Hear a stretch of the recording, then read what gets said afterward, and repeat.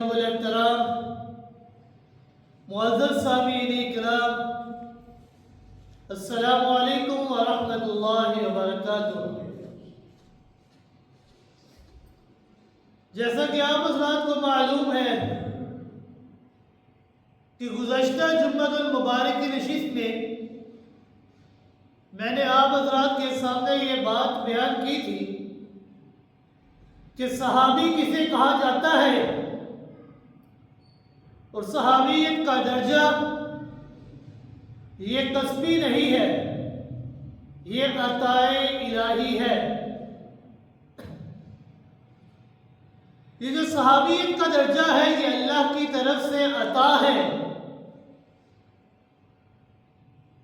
یہ اللہ کی دین ہے۔ یہ اللہ رب العزت نے صحابی بنایا ہے۔ کوئی انسان بھی محنت کر کے صحابی نہیں بن سکتا، کیونکہ صحابی کہا ہی اس شخص کو جاتا ہے کہ جو انسان ایمان اور اسلام کی حالت میں جناب محمد رسول اللہ صلی اللہ علیہ وسلم کے ساتھ رہا ہو، ان کو دیکھا ہو اور پھر اسی ایمان اور اسلام کی حالت میں وہ اس دنیا سے چلا گیا ہو،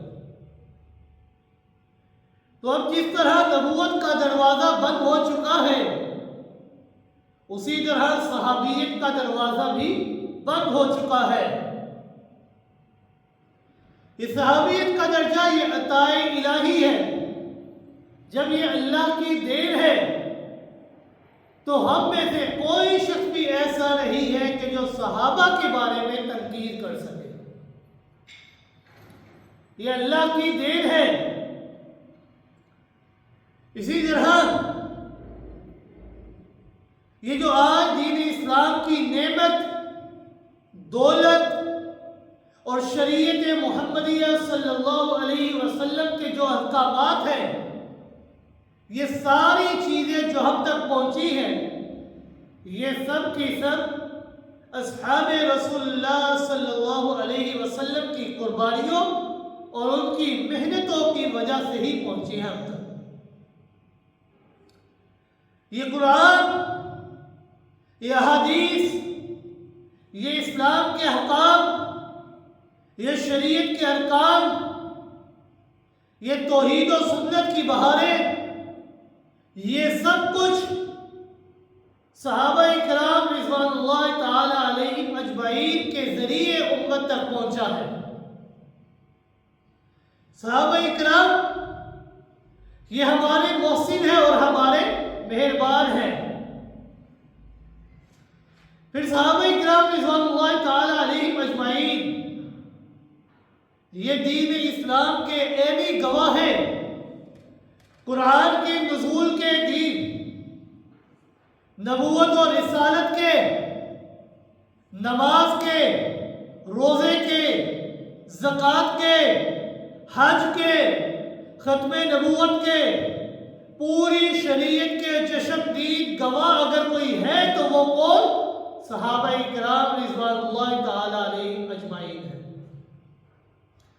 لہذا ہر مسلمان کے اوپر یہ بات لازم ہے کہ وہ دین اسلام کے ان عینی گواہوں کی صداقت و امانت، ان کی دیانت کے گردا گرد پہرا دے۔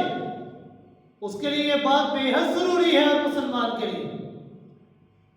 اگر دین اسلام اور شریعت اسلامیہ کے ان چشمدید گواہوں کو مجروح قرار دیا جائے، ان میں سے کسی ایک کے اوپر بھی اگر جرح ثابت ہو جائے، الزام ثابت ہو جائے، ان میں سے اگر ایک فرد علیاذ باللہ جھوٹا ثابت ہو جائے تو پھر دین اسلام کا پورا کیس، پورا مقدمہ خارج ہو جاتا ہے۔ دنیا کی جو عدالتیں ہیں ان کا بھی یہی قانون ہے کہ اگر مخالف فریق کا وکیل گواہوں کے اوپر جرح ثابت کر دے تو کیس خارج ہو جاتا ہے، ختم ہو جاتا ہے۔ याद रखिएगा, सहाबा इकराम रिज़वानुल्लाह ताला अलैहिम अजमईन ये दीन इस्लाम के ऐनी गवाह और शाहिद हैं। अगर ये मजरूह हो गए तो फिर कुछ भी नहीं बचेगा, न कुरान बचेगा, न सुन्नत बचेगी, न अरकान इस्लाम बचेंगे और ना ही दीन के अहकाम बचेंगे। सहाबा किराम की मुकद्दस जमात की सदाकत और अदालत, अमानत और दयानत अगर ये मजरूह हो जाती है तो कुछ भी बाकी नहीं रहता। इसलिए कुरान मुकद्दस ने सहाबा किराम रिज़वानुल्लाह ताला अलैहिम अजमईन की सदाकत और अमानत, उनके तकवा, उनकी रुश्त व हिदायत और उनकी अमानत और दयानत को खुद बयान फरमाया है कि ये बिल्कुल सच्चे हैं और हक के ऊपर खड़े हैं। इसलिए इमामुल अंबिया जनाब मोहम्मद रसूलुल्लाह सल्लल्लाहु अलैहि वसल्लम ने इनके औसाफ और सिफात का तज़किरा फरमाकर इन पर तनकीद करने से और इनको तानो तशरीह का निशाना बनाने से मना फरमाया है। इमाम मुस्लिम रहिमहुल्लाह के उस्ताद जो बड़े ही मशहूर हैं अबू ज़ुरआ रहिमहुल्लाह, उन्होंने लिखा है कि जब तुम में से कोई शख्स देखे कि कोई बंदा सहाबा को तनकीद और तनकीद का निशाना बना रहा है तो ये बात समझ लो कि वो निशाना बनाने वाला ज़ंदीक है।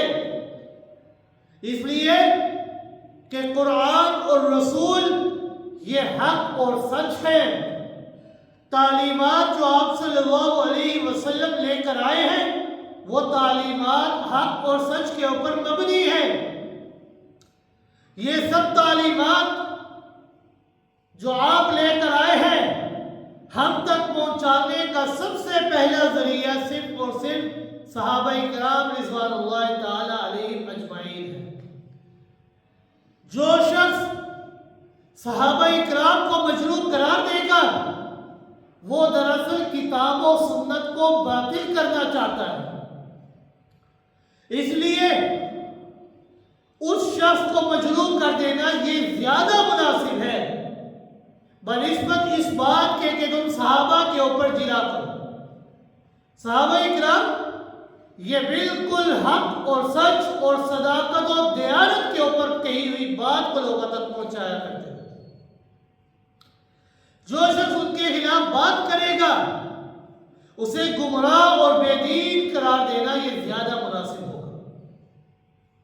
इसलिए तमाम उम्मत के उलमा इकराम का मुत्तफक़िया नजरिया यह है कि अस्सहाबतु कुल्लुहुम अदूल, के सब सहाबा ये आदिल हैं, इंसाफ पसंद है, कबीरा गुनाहों से मुज्तनिब रहने वाले, तकवा के ऊंचे मेयार पर फायज है।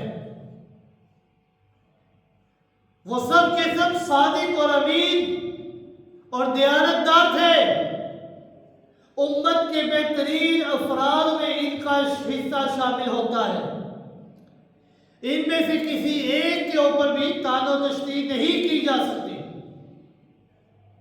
जो शख्स इनको दूसरी सिफात लोगों को तान करेगा, तानो तशरीह का निशाना बनाएगा, वो ज़ंदीक और गुमराह होगा, दीन इस्लाम से वो खारिज हो जाएगा।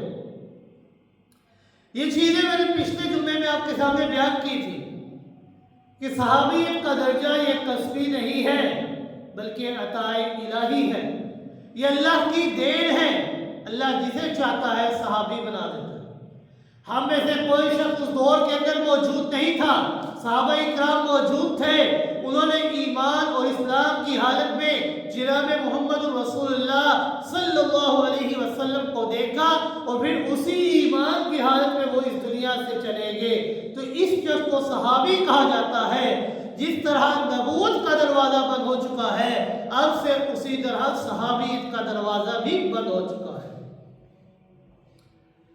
آج میں آپ حضرات کو یہ بات بتلاؤں گا کہ صحابہ کرام کہ جس طرح صحابیت کا درجہ کسبی نہیں ہے بلکہ عطائے الہی ہے، اسی طرح صحابہ کرام یہ تاریخی شخصیات نہیں ہیں بلکہ یہ قرآنی شخصیات ہیں۔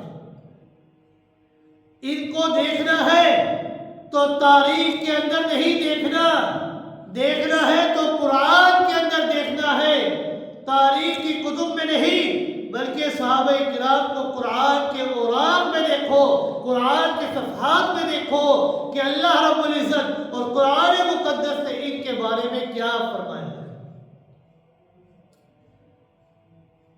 سید عنایت اللہ شاہ بخاری رحمہ اللہ نے ایک بڑا ہی خوبصورت بیان فرمایا، اس میں انہوں نے کہا کہ لوگوں، صحابہ کے معاملے میں گندی مکھی نہیں بننا بلکہ شہد کی مکھی بننا ہے۔ گندی مکھی یہ بیٹھتی ہے گند پر، نجاست پر، غلاظت پر، گندگی کے ڈھیر پر، لیکن اس کے برخلاف جو شہد کی مکھی ہے وہ بیٹھتی ہے پھولوں کے اوپر، وہ بیٹھتی ہے خوشبو کے اوپر، وہ بیٹھتی ہے باغات پر جو صاف ستھرے ہوتے ہیں، خوشبودار درختوں کے اوپر۔ تو لوگوں، صحابہ کے معاملے میں گندی مکھی نہیں بننا، ان کو تاریخ کے اندر نہیں دیکھنا، ان کو دیکھنا ہے تو شہد کی مکھی بنتے ہوئے قرآن کے اوراق کے اندر دیکھا۔ ہم نے یہ نہیں دیکھنا کہ کتابیں کہاں کیا کہتی ہیں، ہدایت کیا کہتا ہے، امام تفتزانی کیا کہتے ہیں۔ ہم نے دیکھنا ہے کہ قرآن و سنت کے بارے میں اور اللہ رب العزت نے جناب محمد رسول اللہ صلی اللہ علیہ وسلم نے ان صحابہ کرام رضوان اللہ تعالی علیہم اجمعین کے متعلق کیا فرمایا۔ ہم نے تاریخ کی کتابوں کو نہیں دیکھنا، ہم نے دیکھنا ہے تو یہ دیکھنا ہے کہ اللہ رب العزت نے اور قرآن مقدس نے ان صحابہ کے بارے میں کیا فرمایا ہے۔ یہ صحابہ کی شان اللہ رب العزت نے اور قرآن مقدس نے کیا بیان کی ہے۔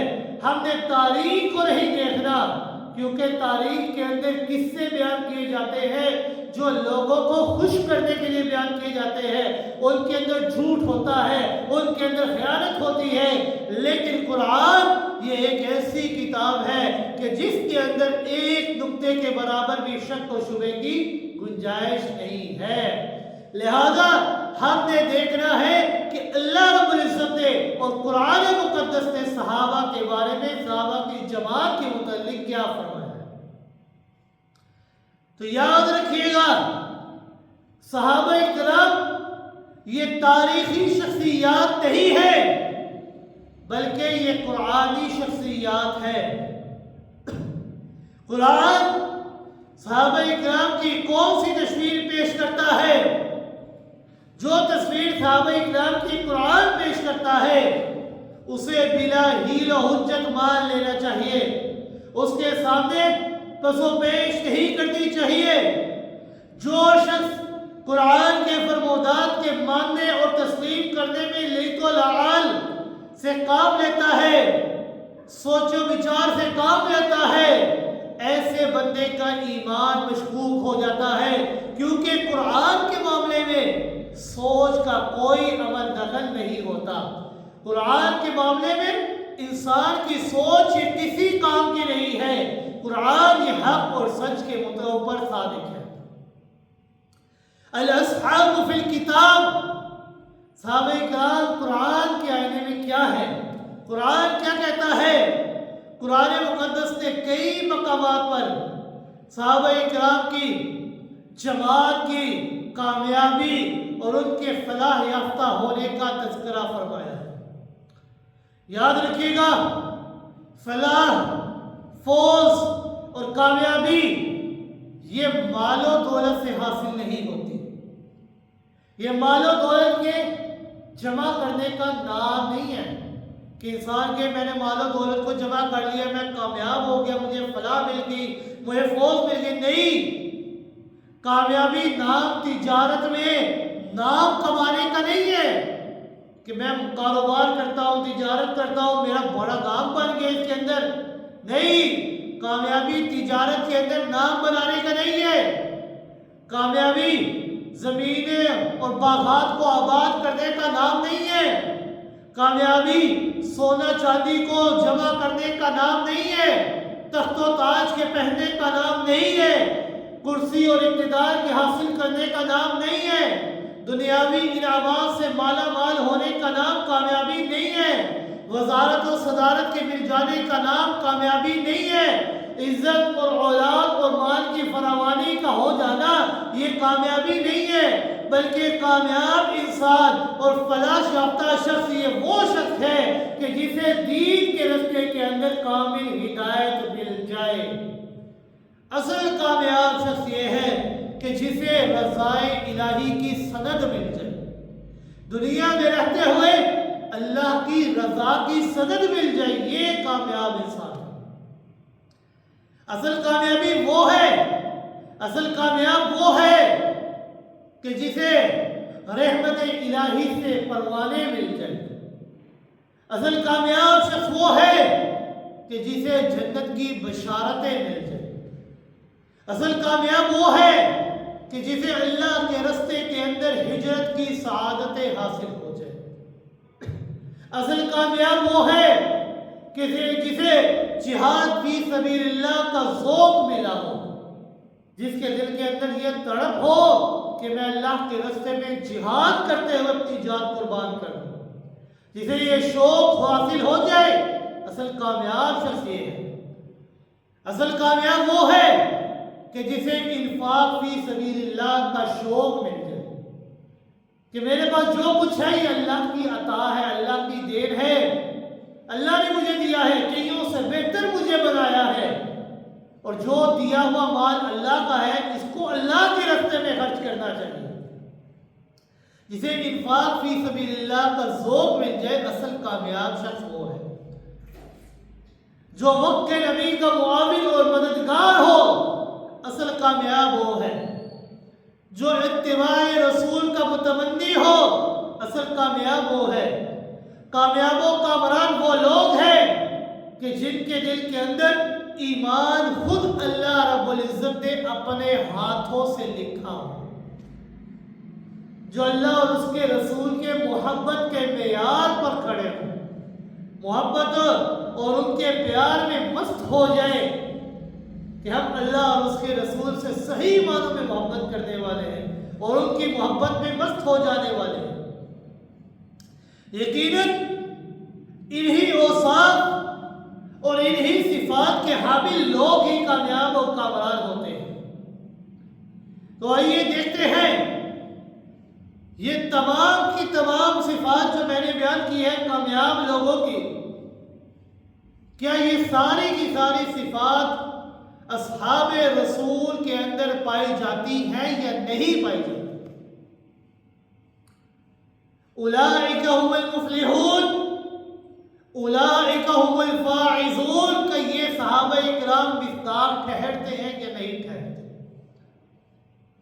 قرآن مقدس کے اندر جب انسان غور و فکر کرے گا تو انسان کو علم ہوگا کہ 30 سپارے ہیں اور بے شمار ہر سپارے کے اندر کوئی نہ کوئی آیت ایسی ہے کہ جس میں اللہ رب العزت نے صحابہ کا تذکرہ کیا. سینکڑوں آیات ایسی ہیں کہ اللہ رب العزت نے صحابہ کی شان کے متعلق بیان فرمایا. میں کوشش کروں گا کہ چند آیات آپ کے سامنے بیان کروں کیونکہ وقت ختم ہو جاتا ہے، لیکن یہ قرآن کے آیات کی تفسیر اور صحابہ کا معیار انسان بیان نہیں کر سکتا. پہلی آیت جو اللہ رب العزت نے صحابہ کی شان کے متعلق بیان فرمائی، ذرا غور کیجئے گا. دوسری آیت ہے، پہلا سپارہ ہے، سورہ بقرہ ہے. اللہ رب العزت نے فرمایا ذالک الکتاب لا ریب فیہ. یہ قرآن مقدس یہ وہ کتاب ہے کہ جس میں شک و شبے کی کوئی گنجائش نہیں۔ اللہ نے سب سے پہلے قرآن کے متعلق بیان کر دیا کہ قرآن ایسی کتاب کہ اس کے اندر شک و شبے کی کوئی گنجائش نہیں ہے۔ اور میں نے جو بات کی تھی وہ یہی تھی کہ صحابہ کرام یہ تاریخی شخصیات نہیں ہے بلکہ یہ قرآنی شخصیات ہے۔ اور جب قرآن ایسی کتاب کہ جس کے اندر شک و شبے کی کوئی گنجائش نہیں ہے تو یہ قرآن ان صحابہ کے متعلق گواہیاں دے رہا ہے، ان کی کامیابیوں کو بیان کر رہا ہے، تو بھلا صحابہ کے کردار کے متعلق کس طرح تم بات کر سکتے ہو؟ صحابہ کے بارے میں کس طرح تم لیت العاد کے بارے میں بات کر سکتے ہو؟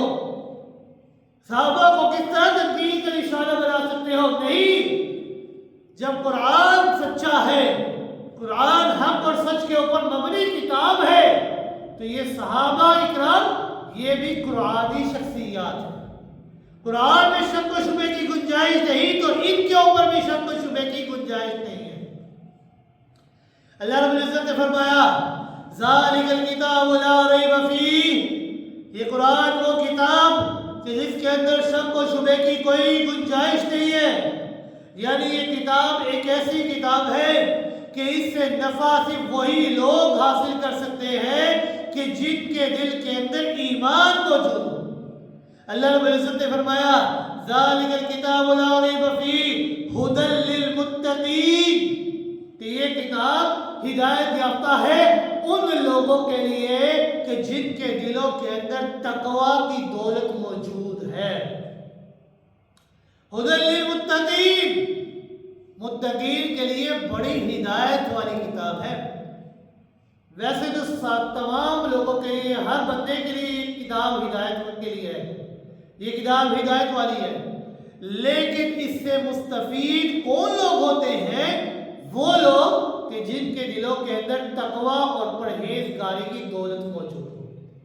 ھدی للمتقین، ہدایت ہے ان لوگوں کے لیے کہ جن کے دلوں میں تقوی کی دولت موجود ہے۔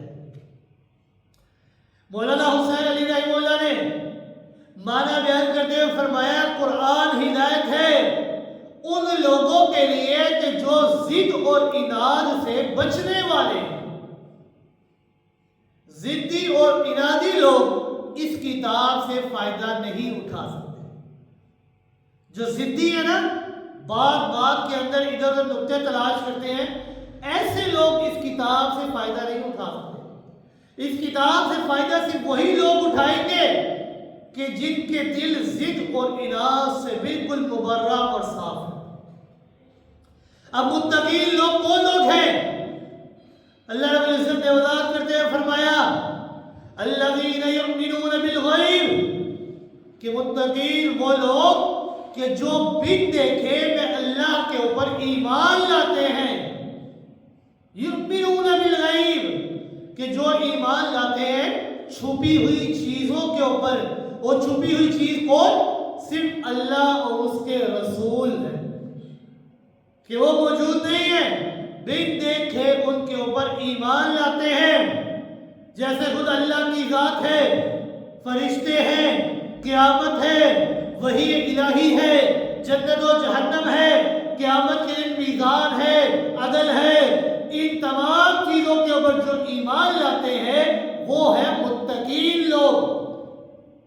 وَيُقِيمُونَ الصَّلَاةَ، متقی لوگوں کی دوسری صفت ہے کہ وہ نماز قائم کرتے ہیں۔ نماز کو قائم کرنے کا مطلب یہ ہے کہ اس کے پورے فرائض اور پورے ارکان کے ساتھ اس کے وقت مخصوصہ کے اوپر ادا کرتے ہیں۔ اور یہ نہیں کہ ٹکرے مار کے نماز ادا کر لی، نہیں، بلکہ پورے خشوع اور خضوع کے ساتھ 5 وقت کی نماز ادا کرتے ہیں۔ وَيُقِيمُونَ الصَّلَاةَ، دوسری صفت نماز قائم کرتے ہیں، یہ ہے متقین۔ تیسری صفت اللہ نے بیان فرمائی وَمِمَّا رَزَقْنَاهُمْ يُنْفِقُونَ، متقی لوگوں کی تیسری صفت کہ وہ ہماری دی ہوئی روزی میں سے اللہ کے راستے میں خرچ کرتے ہیں۔ اللہ کے دیے ہوئے مال میں سے اللہ کی راہ میں ہی خرچ کرتے ہیں۔ یہ کوئی بڑی نیکی نہیں کہ اللہ نہیں دی اللہ کی راہ میں خرچ کر دو، لیکن اس دولت کا دل کے اندر آ جانا اصل سعادت ہی ہے۔ بہت سارے مالدار لوگ ایسے ہیں کہ جن کو اللہ نے بہت کچھ دیا، لیکن جب اللہ کے راہ میں خرچ کرنے کی باری آتی ہے تو ان کے دل تنگ پڑ جایا کرتے ہیں۔ تو بڑے ہی خوش نصیب ہیں وہ لوگ کہ جو اللہ کے راستے میں خرچ کرتے ہیں، اگر اپنے پاس نہیں بھی ہے لیکن اللہ نے ان کے دل کو اتنا کھول دیا، اتنا کھلا کر دیا کہ اپنے پاس نہ ہونے کے باوجود بھی اللہ کی راہ میں خرچ کیا کرتے ہیں۔ تو یہ متقی لوگوں کی تیسری صفت، وَمِمَّا رَزَقْنَاهُمْ يُنْفِقُونَ، اللہ کے راستے میں مال خرچ کیا کرتے ہیں۔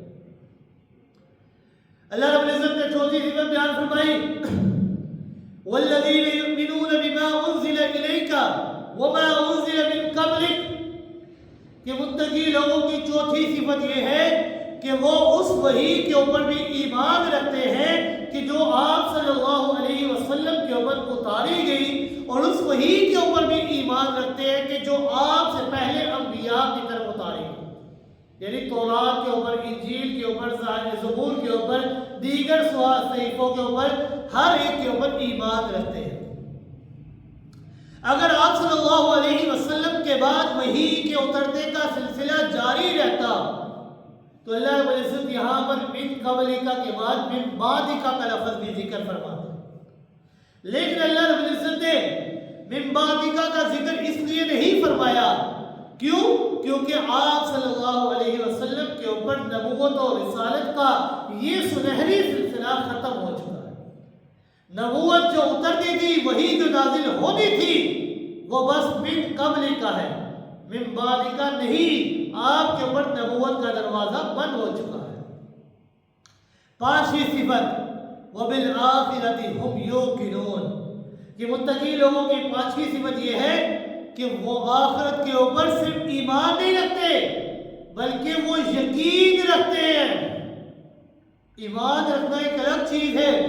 اللہ رب العزت نے فرمایا متقی لوگوں کے اندر قیامت کے دن کا برپا ہو جانے کا صرف ایمان نہیں ہے، وَبِالْآخِرَةِ هُمْ يُوقِنُونَ، ان کو اس کا پورا یقین ہے کہ یہ قیامت برپا ہونی ہی ہونی ہے۔ جب انسان کے دل کے اندر آخرت کا خیال ہونا تو انسان کے اعمال خود بخود درست ہو جاتے ہیں۔ ہر عمل کے نتیجے میں انسان یہ سوچے کہ یہ جو میں عمل کر رہا ہوں، کل قیامت جب برپا ہوگی تو میں اللہ کے سامنے کس منہ سے جاؤں گا، اللہ کو کیا جواب دوں گا۔ جب انسان آخرت کو اپنے دل میں جگہ دے دے گا تو انسان کے اعمال خود درست ہو جائیں گے۔ متقی لوگوں کی ان پانچوں صفات کا اللہ نے تذکرہ فرمایا، اور اب بطور ثمرہ، بطور نتیجہ اللہ رب العزت نے اگلی آیت ارشاد فرمائی اور فرمایا اولئک علی ھدی من ربہم واولئک ھم المفلحون، کہ ان صفات کے حامل لوگ یہی ہدایت یافتہ ہے اپنے رب کی طرف سے، اور ان صفات کے حامل لوگ ھم المفلحون، یہی کامیاب و کامران ہونے والے۔ اب یہ ساری تمہید اور تفصیل بیان کرنے کا مقصد میرا یہ تھا کہ آپ سب کو اللہ رب العزت نے عقل و شعور عطا فرمایا ہے۔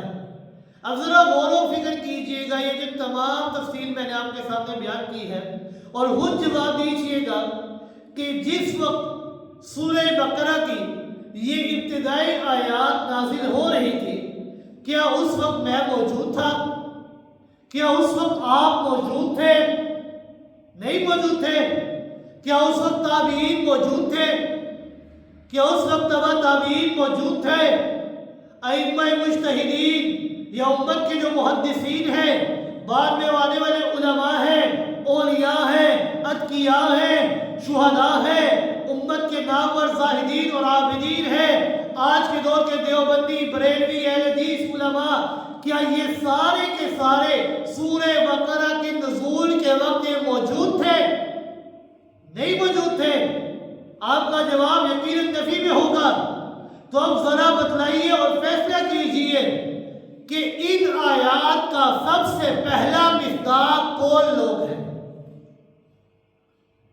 اولئک علی ھدی من ربہم اولئک ھم المفلحون، جو اللہ نے نتیجہ بیان فرمایا، اس سے پہلے جو 5 صفات بیان فرمائی کہ بن دیکھے ایمان لے کر آئے، نماز قائم کرتے، زکوٰۃ ادا کرتے، پہلی کتابوں کے اوپر قرآن کے اوپر ایمان رکھتے اور صرف قیامت کے اوپر ایمان نہیں بلکہ یقین رکھتے، ان پانچوں صفات کا سب سے پہلا مصداق کون لوگ ہیں؟ تو اس وقت کون لوگ موجود تھے؟ صحابہ کرام رضوان اللہ تعالی علیہم اجمعین کی مقدس جماعت یہ اس دور کے اندر موجود تھی۔ ان آیات کا سب سے پہلا مصداق، سب سے پہلے مخاطب یہ صرف اور صرف صحابہ کرام رضوان اللہ تعالی علیہم اجمعین کی مقدس جماعت ہے۔ بعد میں آنے والے اگر ان صفات کو کما حقہ اپنائیں گے تو وہ ان میں شامل ہو جائیں، لیکن ان آیات کا سب سے پہلا مصداق صحابہ کرام ہے، تو پھر ماننا پڑے گا کہ وہ سب کے سب ان اوصاف کے حامل تھے۔ انہیں متقین کے لقب سے یاد کیا گیا، انہیں ہدایت یافتہ اور کامیاب و کامران قرار دیا گیا، انہیں فلاح یافتہ قرار دیا گیا، اور قیامت کے دن نجات پانے والا کن کو کہا گیا؟ صحابہ کرام۔ تو کس طرح صحابہ کو تنقید کا نشانہ بناتے ہو جب اللہ ان کی پاک دامنی کو خود بیان کر رہا ہے؟ اولئک هم المفلحون اولئک علی ھدی من ربہم، یہی لوگ ہیں جو اپنے رب کی طرف سے ہدایت یافتہ ہے، یہی لوگ ہیں جو قیامت کے دن کامیاب و کامران ہونے والے ہیں۔ اللہ رب العزت نے قرآن کے اندر صحابہ کرام کی شان کو بیان فرمایا کہ اے لوگوں، صحابہ کو تعالیٰ تشریح کا نشانہ نہ بنانا، ان کو تنقید کا نشانہ نہ بنانا۔ کیوں؟ یہ صحابہ یہ تاریخی شخصیات نہیں بلکہ قرآنی شخصیات ہیں۔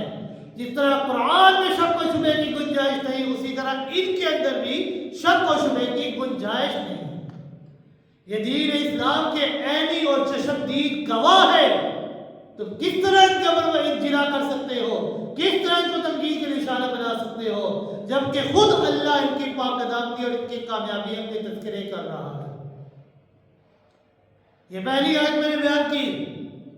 دوسری آیت اللہ رب العزت نے سورہ توبہ کے اندر 10ویں سپارے کے اندر بیان فرمایا، والذین تبوأوا الدار والایمان من قبلہم، کہ اس آیت سے پہلے اللہ رب العزت نے مال فیض، مال غنیمت کا تذکرہ فرمایا کہ وہ مال غنیمت کہ جو بغیر لڑے اور بغیر مشقت کے مسلمانوں کے ہاتھ آ جائے، ان کی تقسیم کے مصارف اللہ رب العزت نے بیان فرمائے ہیں کہ یہ مال غنیمت کے جو مصارف ہیں نا وہ یہ لوگ ہیں۔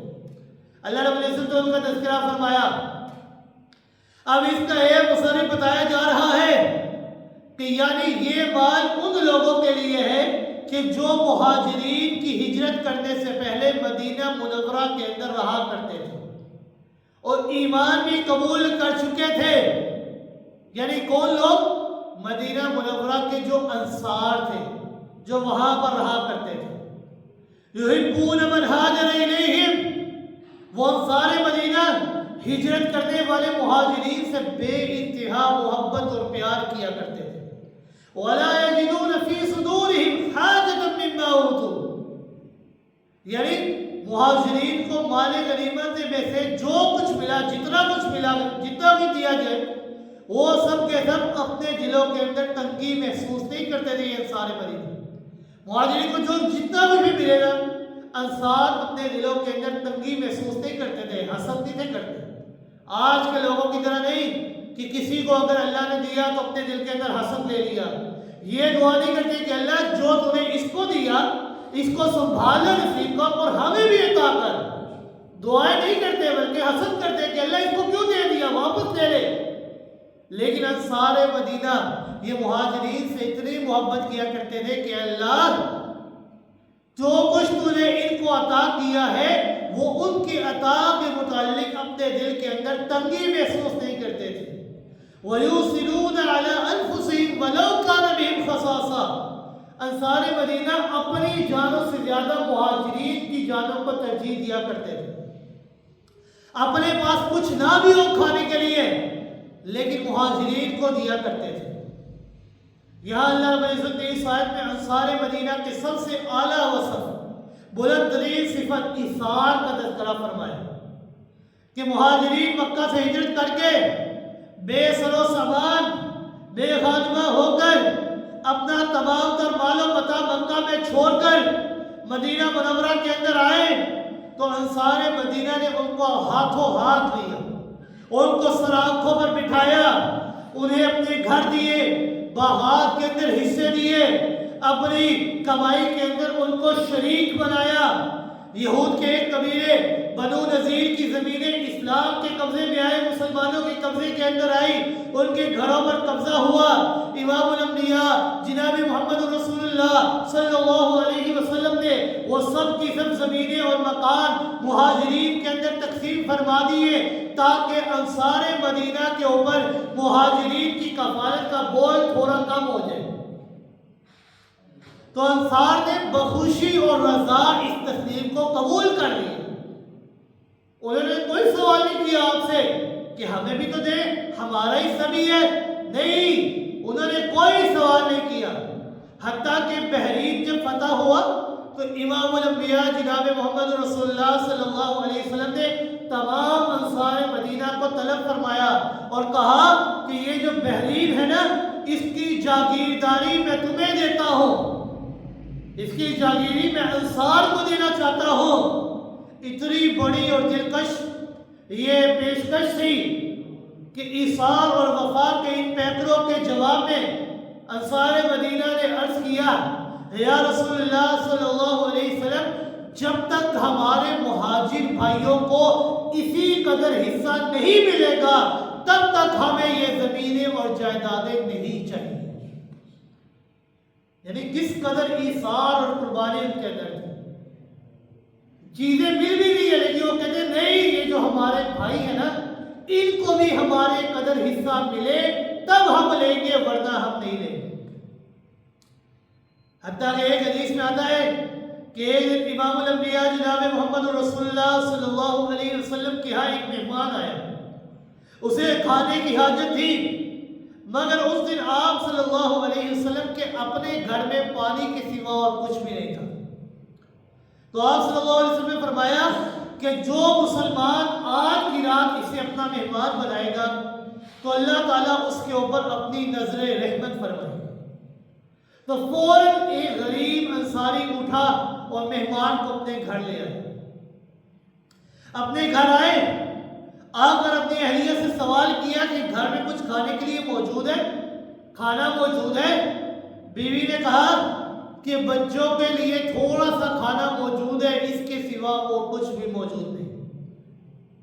تو میاں بیوی نے باہم مشورہ کیا کہ بچوں کو بہلا پھسلا کر سلا دیں اور خود بھی بھوکے سو جائیں گے، لیکن یہ جو مہمان ہے نا، اس کے اوپر یہ بات ظاہر نہیں ہونی چاہیے کہ ہم نہیں کھا رہے، ہم بھوکے سو رہے ہیں لیکن مہمان کو کھانا کھلا رہے ہیں۔ تو ہم اس طرح کریں گے کہ جس وقت مہمان کو کھانا پروسیں گے تو ہم یہ جو دیا ہے اس کو بجھا دیں گے اور منہ چباتے رہیں گے تاکہ مہمان کو یہ لگے کہ ہم بھی کھانا کھا رہے ہیں۔ صبح کے وقت وہ انصاری خدمت نبی کے اندر حاضر ہوا، آ کر آپ صلی اللہ علیہ وسلم کو سارے ماجرے کے بارے میں بتلانے لگا۔ ابھی بتلانے کے لیے اپنے ہونٹ کھولنے ہی لگا تھا، زبان کو حرکت دینے ہی لگا تھا کہ فوراً جبریل امین آپ صلی اللہ علیہ وسلم کے پاس حاضر ہو گئے۔ آپ صلی اللہ علیہ وسلم نے فرمایا کہ اے انصاری، تجھے بولنے کی، زبان کو حرکت دینے کی ضرورت نہیں ہے، بلکہ تیری اس حرکت کے متعلق اللہ رب العزت نے قرآن کو نازل فرما دیا ہے۔ کیا نازل فرمایا؟ اللہ رب العزت نے فرمایا یُوصِلُونَ عَلَىٰ أَنفُسِهِمْ وَلَوْ كَانَ بِهِمْ خَصَاصَةٌ، کہ یہ جو آپ کے ساتھی ہیں نا، ان کو آپ نہ سمجھیے گا، یہ ایسے ساتھی ہیں کہ جو اپنی جانوں سے زیادہ دوسرے کی جان کو ترجیح دیا کرتے ہیں۔ وَلَوْ كَانَ بِهِمْ خَصَاصَةٌ، حالانکہ اپنے پاس کچھ نہ بھی ہو لیکن دوسرے کو دینا اپنے لیے لازم سمجھتے ہیں۔ انصار مدینہ کی ایثار اور قربانی کی ایسی لازوال اور انمٹ داستانیں چھوڑی ہے کہ تاریخ اس کی مثال پیش کرنے سے قاصر ہے۔ اللہ رب العزت نے اس آیت کے اختتام میں فرمایا یوسرون علی انفسہم ولو کان بہم خصاصہ فاولئک هم المفلحون. یہی وہ لوگ ہیں کہ جو کامیاب ہونے والے ہیں. اب ذرا بتلائیے کیا اس آیت کے نزول کے وقت ہم میں سے کوئی موجود تھا؟ نہیں موجود تھا نا. تو فَأُولَئِكَ هُمُ الْمُفْلِحُونَ کا جو سب سے پہلا مصداق ہے وہ کون لوگ ہیں؟ وہ صحابہ کرام کہ جو اس قرآن کے نزول کے وقت وہاں پر موجود تھے اور اللہ رب العزت نے ان کی کامیابی اور ان کی کامرانی کا تذکرہ کرتے ہوئے فرمایا فَأُولَئِكَ هُمُ الْمُفْلِحُونَ. یہی وہ لوگ ہیں جو کامیاب و کامران ہونے والے. تو یہ صحابہ کرام کی مقدس جماعت یہ قرآنی شخصیات ہیں، یہ تاریخی شخصیات نہیں ہیں. قرآن نے گاہے بگاہے وقتاً فوقتاً ان صحابہ کی پاک دامنی کو بیان کرتے ہوئے انہیں دنیا میں بھی کامیاب و کامران کہلایا ہے اور آخرت کے اندر بھی ان کو کامیاب و کامران کہلوایا ہے.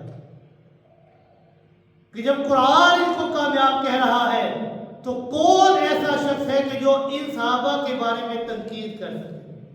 کس کی اتنی اوقات ہے کہ جو صحابہ کو برا بھلا کہے؟ جب قرآن ان کو پاک دامن کہہ رہا ہے، جب قرآن ان کو کامیاب و کامران کہہ رہا ہے، جب قرآن ان کو فوز و فلاح کی نیچے نعرے دے رہا ہے کہ یہ کامیاب ہے، تو کون ان کے بارے میں تنقید کر سکتا ہے؟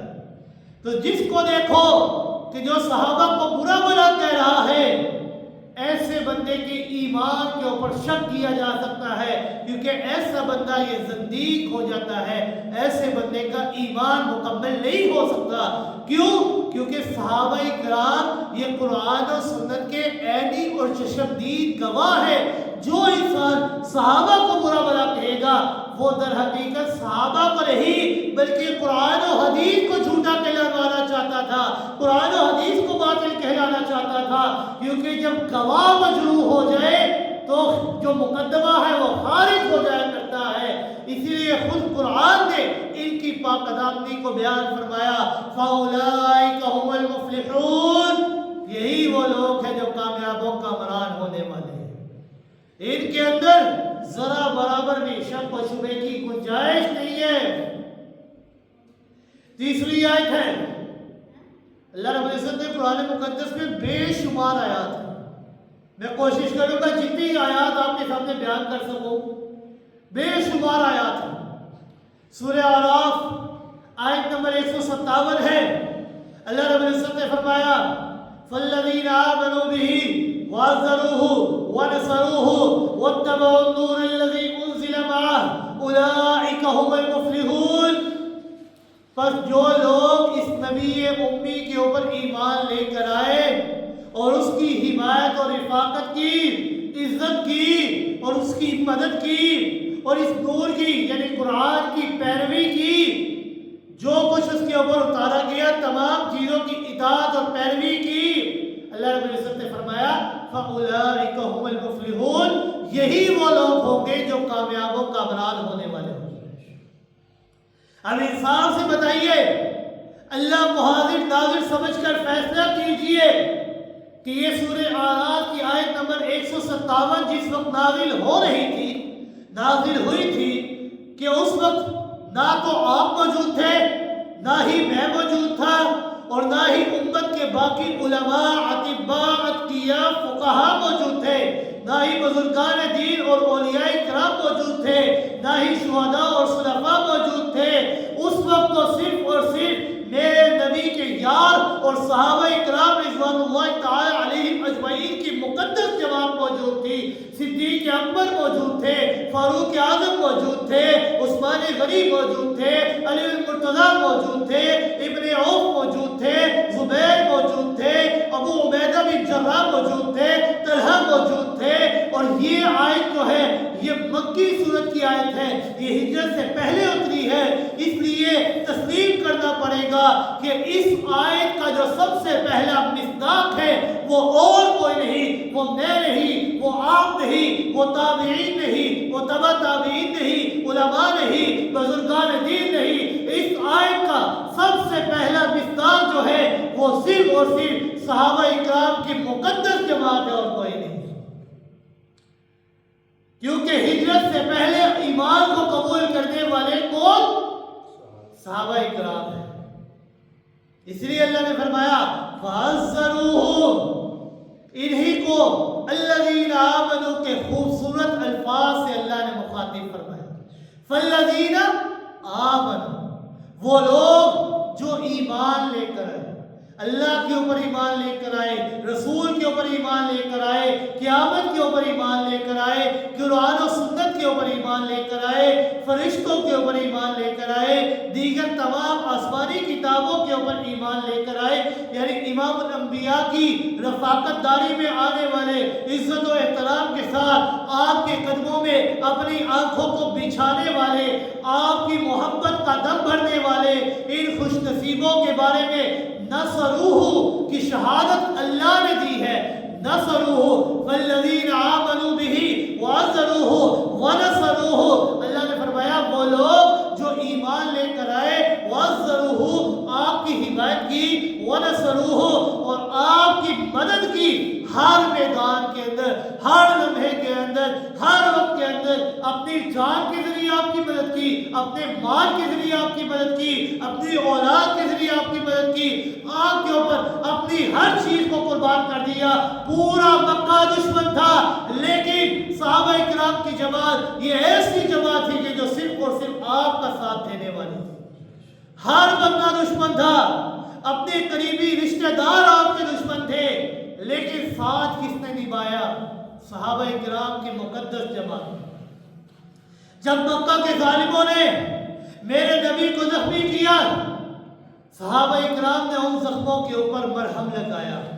جب مکہ کے سرداروں نے، ان کے چمچوں نے آپ صلی اللہ علیہ وسلم کو نعوذ باللہ انت کذاب کہا، اس وقت صحابہ کی مقدس جماعت ہی تھی جو ڈنکے کی چوٹ پر کہا کرتی تھی کہ اس پوری دھرتی کے اندر آپ کے جیسا سچا کسی ماں نے نہیں چلا۔ آپ صادق اور امین ہیں۔ جب ہر کافر میرے نبی کی تحقیر کیا کرتا تھا، آپ کو انت مجنون کہا کرتا تھا، تو یہی وہ لوگ تھے، یہی وہ جماعت تھی کہ جو کہا کرتی تھی کہ آپ سے بڑا عقل مند اور دانشور انسان اس پوری کائنات میں کوئی نہیں۔ جب لوگ آپ کے گلے میں رسیاں ڈالتے تھے تو یہی تھے جنہوں نے محبت کی باہیں آپ کو ڈالی۔ جب مکہ کے لوگوں نے آپ کو تکلیفیں پہنچائی، زخم پہنچائے، ستم ڈھائے، رستے روکے، فتوے لگائے، گالیاں کسی، اس وقت یہی وہ لوگ تھے کہ جنہوں نے آپ صلی اللہ علیہ وسلم کو راحت پہنچائی، آپ کا دفاع کیا، آپ کی حمایت کی، رفاقت کا حق ادا کیا، دوستی نبھانے کی حد کر دی، آپ کے اوپر اپنی ہر چیز قربان کر دی، آپ کے ادب و احترام اور عزت کے متعلق کہ آپ کے سامنے اونچی آواز میں بولا بھی نہیں کرتے تھے۔ تو اس لیے تو اللہ رب العزت نے اس مقدس جماعت کے متعلق بھی فرمایا اولئک هم المفلحون، یہی وہ جماعت تھی جو کامیاب و کامران ہونے والی۔ یاد رکھیے گا، کامیاب وہ شخص نہیں ہے کہ جس کا دنیا کے اندر نام ہو، کامیاب وہ شخص نہیں ہے کہ جس کا تجارت کے اندر نام ہو، کامیاب وہ نہیں ہے کہ جو کہ میرے پاس بڑا مال و دولت ہے، میرے پاس بڑا سونا چاندی نہیں ہے۔ کامیاب وہ شخص ہے کہ جس کو خود اللہ رب العزت نے کامیاب کہا ہو، کہ جس کے اندر ایمان کو خود اللہ نے اپنے ہاتھوں سے لکھا ہو۔ اور یہ کون لوگ ہیں؟ اللہ رب العزت نے فرمایا اولئک هم المفلحون، یہ صحابہ کی مقدس جماعت، یہ وہ جماعت ہے کہ ان کے دلوں میں خود اللہ نے ایمان کو لکھا ہے۔ اولئک هم المفلحون، اسی لیے اللہ نے فرمایا یہی وہ مقدس جماعت ہے جو کامیاب و کامران ہونے۔ قرآن کے نزول کے وقت ہم میں سے کوئی موجود نہیں تھا، قرآن کے نزول کے وقت موجود تھے صحابہ کی مقدس جماعت، اور ان آیات کے نزول کا سب سے پہلا مصداق جو ہے وہ صحابہ اکرام رضوان اللہ تعالی علیہم اجمعین کی ہی مقدس جماعت۔ اسی طرح سورہ توبہ کے اندر بھی اللہ رب العزت نے منافقین کی زجر کی ہوتی ہے کہ وہ منافقین جو غزوہ تبوک میں بہانے بنا کر شہید نہیں ہوئے تھے، پیچھے رہ کے تھے، اور ان کے مقابلے میں جو مخلص مسلمان تھے، جانثار مسلمان تھے، جو کسی وجہ سے پیچھے رہ گئے تھے، ان کے ذکر خیر کو بھی اللہ رب العزت نے ذکر فرمایا ہے۔ اور پھر اللہ رب العزت نے انعامات کا ذکر فرمایا۔ اللہ نے فرمایا لیکن الرسول والذین آمنوا معه جاہدوا باموالہم وانفسہم، کہ وہ لوگ کہ جو اللہ اور اس کے رسول کا ساتھ دینے والے ہیں، والذین آمنوا معه، کہ جو اللہ اور اس کے رسول کے اوپر ایمان لے کر آئے ہیں، جاہدوا باموالہم وانفسہم، اپنی جان اور مال کے ذریعے اللہ کے راستے میں جہاد کیا کرتے ہیں۔ اللہ نے ایسے لوگوں کے متعلق فرمایا اولئک هم المفلحون، یہی وہ لوگ ہیں جو کامیاب ہونے والے ہیں۔ یہ آیت اس وقت نازل ہوئی غزوہ تبوک کے متعلق۔ کیا اس وقت میں موجود تھا؟ کیا اس وقت آپ میں سے کوئی موجود تھا؟ تابعین موجود تھے؟ تابعین یہ ان لوگوں کو کہا جاتا ہے کہ جنہوں نے اسلام اور ایمان کی حالت میں صحابہ کو دیکھا۔ تبع تابعین یہ ان کو کہا جاتا ہے کہ جنہوں نے ایمان اور اسلام کی حالت میں تابعین کو دیکھا ہو۔ اب ذرا بتلائیے، خود فیصلہ کیجئے، کیا جب یہ سورۃ توبہ کی آیت نازل ہوئی تھی کیا اس وقت میں موجود تھا؟ نہیں۔ آپ لوگ موجود تھے؟ نہیں۔ صحابہ کرام کی مقدس جماعت موجود تھی نا؟ تو اس مقدس جماعت ہی یہی ان آیت کا بہترین اور سب سے پہلا مصداق ہے۔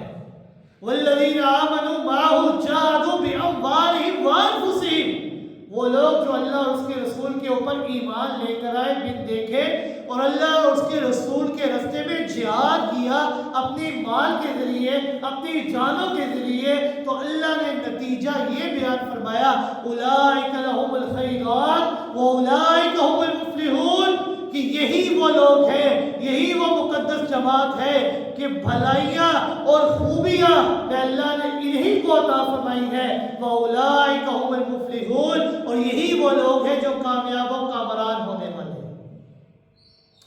اس آیت کا سب سے پہلا مصداق صحابہ کرام رضوان اللہ تعالی علیہم اجمعین کی جماعت ہے، اور اللہ رب العزت نے ان کو انعام کیا دیا ہے، بدلے میں ان کو کیا انعام ملے گا؟ اللہ رب العزت نے فرمایا اعد لهم جنات تجری من تحتها الانہار خالدین فیہا ذلک الفوز العظیم، کہ ان تمام محنتوں اور کاوشوں کے بدلے میں اللہ اس صحابہ کی مقدس جماعت کو یہ انعام عطا کر رہا ہوں کہ کل قیامت کے دن میں اللہ رب العزت ان کو جنت کے باغات کے اندر داخلہ عطا فرماؤں گا، وہ جنت کے باغات کہ جن کے نیچے ہوا وقت نہریں بہیں گی، شہد کی نہریں، خالص کستوری کی، شراب کی، دودھ کی نہریں بہا کریں گی، اور اس نہروں کے اندر، ان باغات کے اندر وہ ہمیشہ ہمیشہ رہیں گے۔ ذالک الفوز العظیم، اور یاد رکھنا اس سے بڑی کامیابی اور کوئی نہیں ہوگی۔ کیوں؟ کیونکہ آخرت کے اندر صرف دو ہی رستے ہوں گے، دو ہی جگہ ہوں گی، یا تو جنت ہوگی یا جہنم ہوگی، اور جو بندہ جنت کے اندر داخل ہو جائے تو جنت سے بڑا اور کوئی ٹھکانہ نہیں ہو سکتا، جنت کے داخلے کے علاوہ کامیابی اور کوئی نہیں ہو سکتی۔ اور اس جنت کے اندر سب سے پہلے داخل ہوں گے صحابہ اکرام رضوان اللہ تعالی علیہم اجمعین کی مقدس جماعت، کہ ان کو اللہ رب العزت جنت کے اندر ہمیشہ ہمیشہ کا داخلہ عطا فرمائے۔ قرآن مقدس کے اندر ہر سپارے کے اندر اللہ رب العزت نے صحابہ کی مقدس جماعت کی پاکدامنی، ان کی کامیابی اور ان کی فلاح کا تذکرہ فرمایا۔ لوگوں کو بار بار اللہ نے سمجھایا کہ اے لوگوں، یہ صحابہ جو ہے نا، ان کو تاریخ کی کتابوں کے اندر تلاش نہ کرنا، ان کو تلاش کرنا ہے تو قرآن کے اوراق کے اندر تلاش کرو، کیونکہ تاریخ کے اندر جھوٹ لکھا جاتا ہے، تاریخ کے اندر قصے کہانیاں ہوتی ہیں، لیکن قرآن یہ ایک ایسی کتاب ہے کہ اس کے اندر ایک نقطے کے بھی شک و شبہ کی گنجائش نہیں ہے۔ تو لہذا یہ صحابہ کو اگر تم نے تلاش کرنا ہے تو تاریخ کے اندر نہیں بلکہ قرآن کے اندر تلاش کرو کہ خود اللہ ان صحابہ کے متعلق کیا فرما رہے ہیں، خود قرآن مقدس یہ ان صحابہ کے متعلق کیا فرما رہا ہے، اور پھر فیصلہ کرو کہ کیا صحابہ کی